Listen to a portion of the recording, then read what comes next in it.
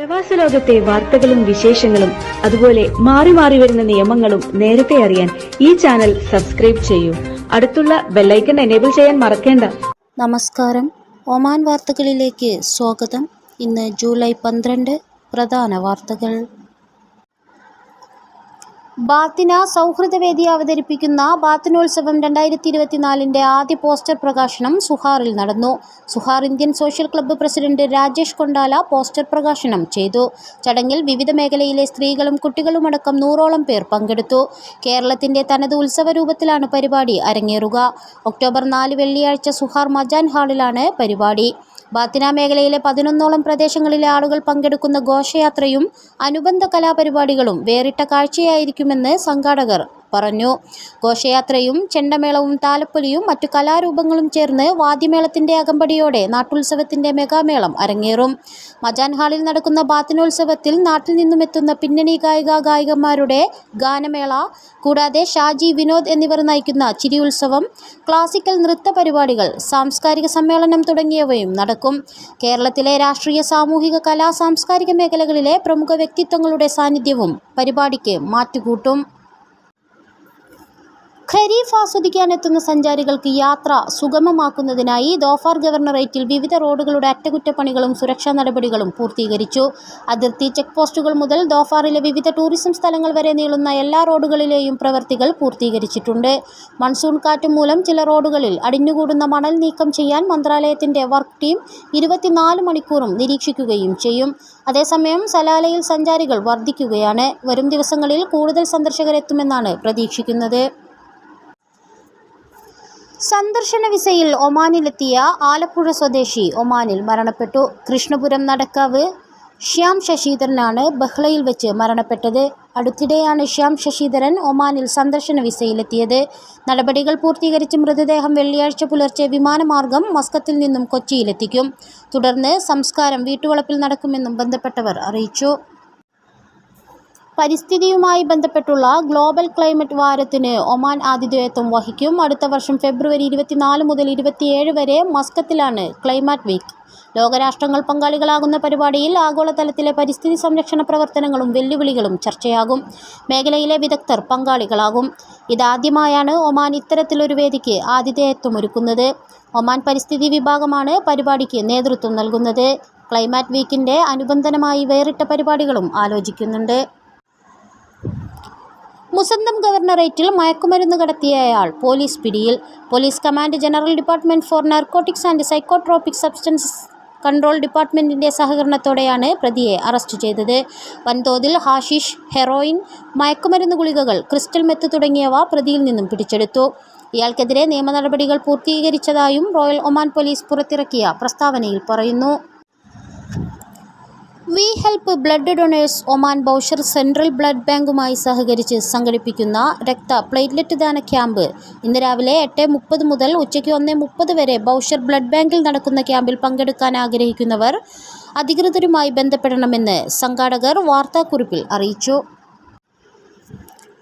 പാടാം നമുക്ക് പാടാം സംഗീത കൂട്ടായ്മ 10ാം വാർഷികത്തോടനുബന്ധിച്ച് ഒമാനിലെ ഗായകരെ ഉൾക്കൊള്ളിച്ചുകൊണ്ട് പാടാം സ്വർണം നേടാം എന്ന പേരിൽ റിയാലിറ്റി ഷോ സംഘടിപ്പിക്കുന്നു. ഷോയുടെ ഭാഗമായി ഈ മാസം 26, 27 തീയതികളിൽ ഓഡിഷൻ നടക്കും. റിയാലിറ്റി ഷോയിൽ പങ്കെടുക്കാൻ ആഗ്രഹിക്കുന്നവർ ബന്ധപ്പെടണമെന്ന് ഭാരവാഹികൾ വാർത്താക്കുറിപ്പിൽ അറിയിച്ചു. സീബ് വിലായത്തിലെ അൽഹൈ പ്രദേശത്തു നിന്നും കാണാതായ സുഡാനി വനിതയെ കണ്ടെത്തിയതായി റോയൽ ഒമാൻ പോലീസ് അറിയിച്ചു. ഇവരുടെ ആരോഗ്യനില തൃപ്തികരമാണെന്നും പോലീസ് പ്രസ്താവനയിൽ അറിയിച്ചു. ഇൽഫ എന്ന സ്ത്രീയെ കണ്ടെത്താൻ സഹായിക്കണമെന്നാവശ്യപ്പെട്ട് വ്യാഴാഴ്ച റോയൽ ഒമാൻ പോലീസ് രംഗത്തെത്തിയിരുന്നു. മണിക്കൂറുകൾക്കകം ഇവരെ കണ്ടെത്തുകയും ചെയ്തു. വിവിധ മേഖലകളിൽ സഹകരണം ലക്ഷ്യമിട്ട് സുൽത്താൻ ഖാബൂസ് യൂണിവേഴ്സിറ്റിയും മോസ്കോ സ്റ്റേറ്റ് യൂണിവേഴ്സിറ്റിയും കരാർ ഒപ്പുവെച്ചു. വിദ്യാർത്ഥികളുടെ കൈമാറ്റം, ഗവേഷണം, വിദ്യാഭ്യാസം, ശാസ്ത്രീയ സാംസ്കാരിക സഹകരണം എന്നീ മേഖലകളിൽ സഹകരണം ലക്ഷ്യമിട്ടാണ് കരാർ ഒപ്പുവെച്ചിരിക്കുന്നത്.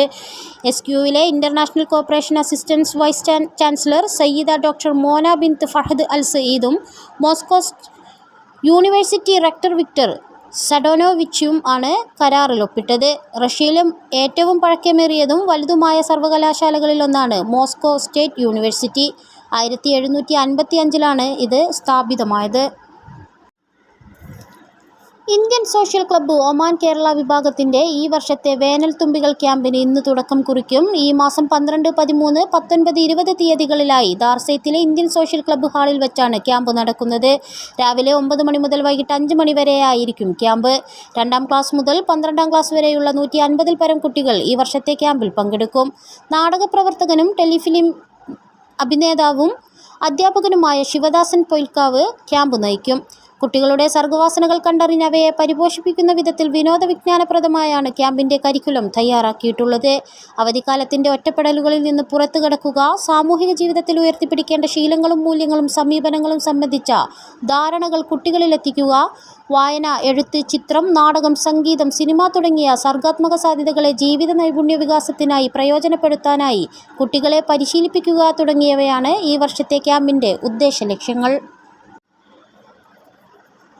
സുൽത്താനേറ്റിലെ ജനപ്രിയ പരമ്പരാഗത കൃഷിയായ ഈത്തപ്പഴത്തിൻ്റെ വിളവെടുപ്പ് സീസണിലെ പ്രത്യേകമായ തബ്സീൽ കാലം ആരംഭിച്ചു. പ്രാദേശികമായി ജിദബ്, അൽ തബ്സീൽ തുടങ്ങിയ പേരുകളിൽ അറിയപ്പെടുന്ന പരമ്പരാഗത വിളവെടുപ്പ് തനത് രീതിയിൽ തന്നെ രാജ്യത്തിൻ്റെ പല ഭാഗങ്ങളിലും നടത്തുന്നുണ്ട്. സെപ്റ്റംബർ വരെയാണ് ഈത്തപ്പഴ വിളവെടുപ്പ് കാലം. ഈത്തപ്പന ഇനം, വിളവെടുപ്പ് രീതി എന്നിവയെ അടിസ്ഥാനമാക്കി കാലയളവിൽ മാറ്റം വന്നേക്കാം. ആദ്യ ദിവസങ്ങളിൽ തന്നെ വിളവെടുപ്പ് ആരംഭിക്കുന്ന രാജ്യത്തെ ആദ്യത്തെ ഗവർണറേറ്റാണ് അൽ ഷർക്കിയ. അടുത്ത മാസങ്ങളിലും ഇവിടെ വിളവെടുപ്പ് തുടരും. പെട്ടെന്ന് വിളവെടുപ്പിന് പാകമാകുന്ന ഈത്തപ്പന ഇനമാണ് ഇവിടെ കൃഷി ചെയ്യുന്നത്. മാത്രമല്ല, ഗവർണറേറ്റിൽ മെയ് മാസം ശരത്കാലവും ഉണ്ടാകും. അതിനാൽ വിളവെടുപ്പ് വൈകിയാൽ ഫലങ്ങളെ പ്രതികൂലമായി ബാധിക്കും. അൽ മബ്സിലി ഇനം ഈത്തപ്പഴങ്ങളെ ലക്ഷ്യമിട്ടുള്ള വിളവെടുപ്പ് പ്രക്രിയയാണ് അൽ തബ്സീൽ കൊണ്ട് ഉദ്ദേശിക്കുന്നത്. വാണിജ്യ ഇടപാടുകൾക്ക് പേയ്മെന്റ് സംവിധാനം ഒരുക്കുന്നതിൽ വീഴ്ച വരുത്തിയ സ്ഥാപനങ്ങൾക്കെതിരെ നടപടി സ്വീകരിച്ച് വാണിജ്യ വ്യവസായ നിക്ഷേപ പ്രോത്സാഹന മന്ത്രാലയം. വിവിധ ഭാഗങ്ങളിലായി നിരവധി കച്ചവട സ്ഥാപനങ്ങളിലാണ് പരിശോധന നടത്തിയത്. 18 സ്ഥാപനങ്ങൾക്കെതിരെയാണ് നടപടിയെടുത്തത്. പേയ്മെന്റുമായി ബന്ധപ്പെട്ട മറ്റു നിയമലംഘനങ്ങൾ സ്ഥാപനങ്ങൾക്ക് മുന്നറിയിപ്പ് നൽകുകയും ചെയ്തു. മുഴുവൻ ഗവർണറേറ്റുകളിലും പണരഹിത ഇടപാടുകൾ ഉറപ്പുവരുത്തുന്നതിനായി മന്ത്രാലയം പരിശോധന തുടരുകയാണ്. 2022 മെയ് മാസത്തിലാണ് വിവിധ മേഖലകളിൽ പേയ്മെന്റ് നിർബന്ധമാക്കി മന്ത്രാലയം ഉത്തരവ് പ്രാബല്യത്തിൽ വന്നത്. പേയ്മെന്റ് സംവിധാനം ഒരുക്കിയില്ലെങ്കിൽ 100 റിയാലാണ് പിഴ. ഇലക്ട്രോണിക് രൂപത്തിൽ പേയ്മെന്റ് അടക്കാനുള്ള സൗകര്യം ഏർപ്പെടുത്തണമെന്ന് എല്ലാ വാണിജ്യ സ്ഥാപനങ്ങൾക്കും മന്ത്രാലയം നിർദ്ദേശം നൽകിയിരുന്നു. ഒമാൻ വിഷൻ 2040 കീഴിലുള്ള ഡിജിറ്റൽ മാറ്റം സാക്ഷാത്കരിക്കാനുള്ള ശ്രമത്തിന്റെ ഭാഗമായാണിത്. ഇലക്ട്രോണിക് പേയ്മെന്റ് സേവനത്തെ സംബന്ധിച്ച് വ്യാപാര സ്ഥാപനങ്ങളിൽ പ്രത്യേകം പോസ്റ്ററോ ബാനറോ വെക്കണം. ഇലക്ട്രോണിക് പേയ്മെന്റ് സംബന്ധിച്ച പരാതികൾ ഉപഭോക്തൃ സംരക്ഷണ വിഭാഗമാണ് സ്വീകരിക്കുക. ബാങ്കുകളും പേയ്മെന്റ് സേവനദാതാക്കളുമായി സഹകരിച്ച് അതോറിറ്റിയുടെ വിവിധ മാർഗങ്ങളിലൂടെ പരാതികൾ നൽകുന്നതിന് സംവിധാനം മന്ത്രാലയം ഒരുക്കിയിട്ടുണ്ട്. ഒമാനിലെ വിമാനത്താവളങ്ങൾ വഴി യാത്ര ചെയ്തവരുടെ എണ്ണത്തിൽ വൻ വർധനവ്. ഈ വർഷം ജൂൺ മാസത്തിൽ മാത്രം 10 ലക്ഷത്തിൽ പരം ആളുകൾ രാജ്യത്തെ വിമാനത്താവളങ്ങൾ ഉപയോഗപ്പെടുത്തിയതായി ഒമാൻ എയർപോർട്ട്സ് പുറത്തുവിട്ട കണക്കുകൾ വ്യക്തമാക്കുന്നു. കഴിഞ്ഞ ഒരു മാസത്തിനിടെ 8764 വിമാന സർവീസുകളിലായി 11 ലക്ഷത്തിലേറെ പേർ ഒമാനിലെ മുഴുവൻ വിമാനത്താവളങ്ങളിലൂടെയുമായി യാത്ര ചെയ്തു. ഒമാനിലെ 3 അന്താരാഷ്ട്ര വിമാനത്താവളങ്ങളിലെയും യാത്രക്കാരുടെ എണ്ണം കുത്തനെ ഉയരുന്നതായി ദേശീയ സ്ഥിതിവിവര കേന്ദ്ര കണക്കുകളും വ്യക്തമാക്കുന്നു. ഈ വർഷം മാർച്ച് അവസാനം വരെയുള്ള കണക്കുകൾ പ്രകാരം യാത്രക്കാരിൽ 16.8% വർധനവാണ് ഉണ്ടായത്. അതേസമയം മസ്കത്തിലെ വിമാനയാത്രികരിൽ കൂടുതൽ ഇന്ത്യയിൽ നിന്നുള്ളവരാണ്. 79,810 പേർ ഇന്ത്യയിൽ നിന്ന് മസ്കത്തിലെത്തിയപ്പോൾ 77,646 പേർ മസ്കത്തിൽ നിന്ന് പുറപ്പെട്ടു. എന്നാൽ തൊട്ടടുത്ത സംസ്ഥാനങ്ങളിൽ ബംഗ്ലാദേശ്, പാകിസ്ഥാൻ പൗരന്മാരായിരുന്നു. സലാല വിമാനത്താവളത്തിലും യാത്രക്കാരിൽ വലിയ വർധനവുണ്ടായി. സുഹാർ വിമാനത്താവളം വഴി 17,000-ലധികം ആളുകൾ യാത്ര ചെയ്തു. അതേസമയം ഒമാൻ വിമാന കമ്പനികൾ അന്താരാഷ്ട്ര സർവീസുകൾ വർദ്ധിപ്പിക്കുകയും രാജ്യത്തെ വിമാനത്താവളങ്ങളിലേക്ക് കൂടുതൽ സർവീസുകൾ അനുവദിക്കുകയും ചെയ്യുകയാണ്. ഇത് വരും നാളുകളിൽ യാത്രക്കാരുടെ എണ്ണം ഉയരാനിടയാക്കും. ഇതിനിടെ ഒമാനിൽ നിന്ന് തന്നെ പുതിയ വിമാന കമ്പനിക്കുള്ള ശ്രമങ്ങളും സിവിൽ ഏവിയേഷൻ വിഭാഗം ആരംഭിച്ചിട്ടുണ്ട്. വ്യോമയാന മേഖല കൂടുതൽ മെച്ചപ്പെടുത്തുകയാണ് അധികൃതരുടെ ലക്ഷ്യം. ഇതോടുകൂടി ഇന്നത്തെ വാർത്തകൾ ഇവിടെ പൂർണ്ണമാവുന്നു. കൂടുതൽ ഒമാൻ വാർത്തകളും വിശേഷങ്ങളുമായി നാളെ വീണ്ടും കാണാം. നമസ്കാരം.